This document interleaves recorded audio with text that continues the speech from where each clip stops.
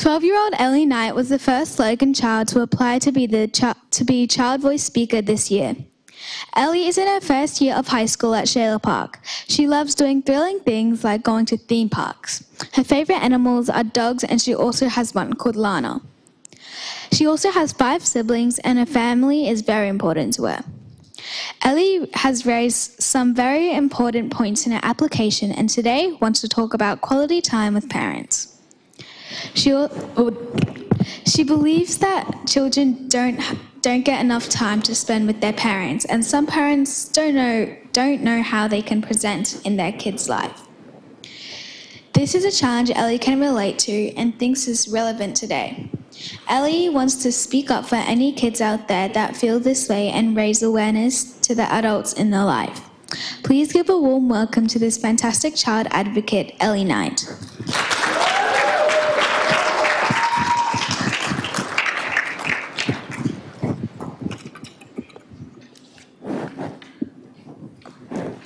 Good morning. My name is Ellie Knight and I'm 12 years old. I've started high school this year and I've met a lot of new and interesting people. The older I get, the more I start to think about ways I can make a difference to our community and to the world. It makes me think about my future and what kind of impact my childhood will have on the rest of my life. I've decided to talk to you about something very important to me, spending quality time with my parents. I also want to raise awareness to other children like me about the benefits of forming good relationships with their own parents. Kids at my school often complain that they have annoying parents. But what if your parents stop paying any attention to you? How would that make you feel? A big concern of mine is that many parents aren't present enough in their own children's lives. This leads to children not being able to forge close enough bonds with them. The lack of communication and engagement between family members can cause trust issues to form. Young adults and children can find it hard to tell their parents important things. Bottling these feelings up can affect your mental health, leading to behavioural problems and emotional distress. Kids don't think adults understand them. Grown-ups don't think that kids listen. We all need to make the effort and meet halfway. Communication is key. We need to start talking to each other. The solution seems pretty easy to me. Talk to your kids. Find things they enjoy, things you both enjoy, and do them together. When you spend time with your parents, it can boost your self-esteem and confidence. If not your parents, then an aunt, uncle, or even your nan. Having healthy self-esteem allows your child to feel positive about themselves, whereas low self-esteem can cause them to misbehave. They look for attention in negative ways, act out in school, or worse. When kids like this are struggling, they can be overly self-critical and hard on themselves. Children with low self-esteem have a harder time including themselves in social activities. They often don't feel wanted, which makes them less likely to join in. Sometimes they even let others treat them poorly. This can affect their future lives. When they become older, it'll only get worse if they haven't been taught to regulate their emotions and deal with their problems. Some parents spend a lot of their time working, particularly dads, who have traditionally been the sole breadwinners of families. Many parents overcompensate by spoiling their children. Parents buy their love by giving them the things that they want. What they really want is your time.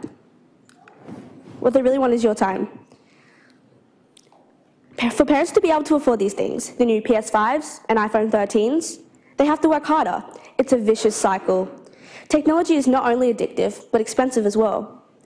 There's also single parents who often have more than one job, working 12-hour days, late nights, and weekends just to make ends meet. All of this, plus the rising cost of living, is also contributing to parents not spending enough time with their kids. Some parents are guilty of spending too much time on technology. Their children are also modelling this behaviour and spending hours on their own devices. A lot of kids are addicted to technology. Friends, family members, schools, they're all part of the problem, and it's a big problem.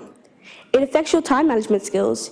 You can procrastinate for hours thinking, just 10 more minutes, when in reality you've been playing Fortnite or watching YouTube Shorts for the past 5 hours straight. According to the Australian Institute of Family Studies, children aged 2 to 5 should spend no more than an hour on devices each day. It also says that children under the age of 2 should not be spending any time on technology at all. The average time people globally spend on their devices is almost 7 hours a day. That's longer than the average school day. That's 2,555 hours per year. I bet almost every person in this room can relate to this problem. How many people here have had to restrict screen time or had to tell their kids to go outside? Are you making the effort to go outside with them? Do you even remember how to play? Even 20 minutes of reading a book to your kids before bed is good for them. Carve out the time. Push yourself to turn off the electronics. Let the house be messy. I guarantee your kids will be better off. At many schools around Australia, they are now using devices to do schoolwork. This usually happens when you get to high school. I'm in grade 7 now. In every subject I do, except for cooking, we use our iPads to complete all of our work. We barely even use books anymore. We have apps instead. In primary school, we use books. We started using laptops when I was 10, and I was coding by the end of the year. There's definitely a place for technology in schools, but who decides when it's too much? When do we log off? We depend on our iPads and phones when they're actually quite unnecessary. Parents, this is when you come in. We need you to tell us. You need to be honest with yourselves. Kids are adaptable. We're tougher than you think. If my little brother can learn to live without Minecraft on school days, then anything is possible.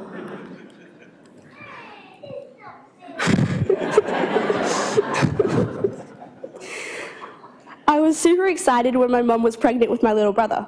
I'd never had a baby sibling before. I was about 7 years old at this point. I soon realised that I wouldn't get as much attention from my parents. When you feel that your parents are spending less time with you, you need to speak up and tell them. Spending time individually with your kids can seem impossible, but it's important to us. Once siblings are in the picture, you will get less, if any, one-on-one time with your parents, especially in those early days when everyone is tired and cranky. In a perfect world, they would spend an even amount of time with each of you, and they would get more time to themselves. This is not always possible. They're exhausted from sleepless nights, from spending the days at work, from cleaning the house day after day. You may feel like this is unfair, but in most cases, they're doing the best that they can. I have 5 siblings now, 2 brothers and 3 sisters. My dad studied to become a teacher and moved to Blackwater. That's a 10-hour drive from here. I spent holidays with him, my stepmom, and my newest little siblings. My mum let me get a phone when he moved. It's good to be able to talk to him whenever I want to, on my own terms. We need to keep the lines of communication open and make the effort. My parents are younger, which makes it easier to find common ground. There may be decades between us, but you were all once kids too. Tell us the things that you wish your parents told you. Treat us respectfully, we're people too. Kids often feel like they can't tell their parents stuff because they don't want to upset them. Something deep inside of them makes them feel scared or worried. Parents don't always know what's going on at school or other places, and it can be dangerous if they have no idea of what's going on inside their kids' heads.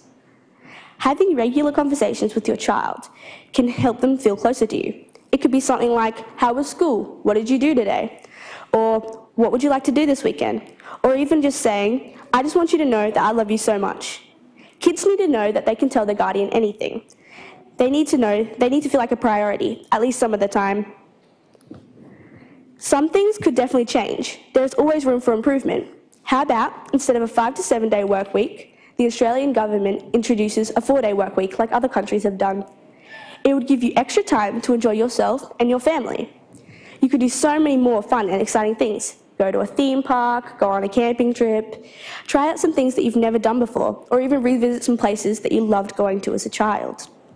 You could spend more time in your backyard, go out to dinner, head to the beach, go out to the backyard, start a sport, or even just walk in the park. It could be anything really, as long as your family spends some quality time together. This is a picture of my dog, Lana. She helped me make the application video to become a keynote speaker here today. She was my best friend and recently passed away unexpectedly. She was only 8 and I've had her since I was 4. When she died, it made me realize that we only have limited time in this world. We need to make every moment count because you never know what could happen. To conclude my speech, it is clear that many children don't currently get the quality time necessary to bond with their parents.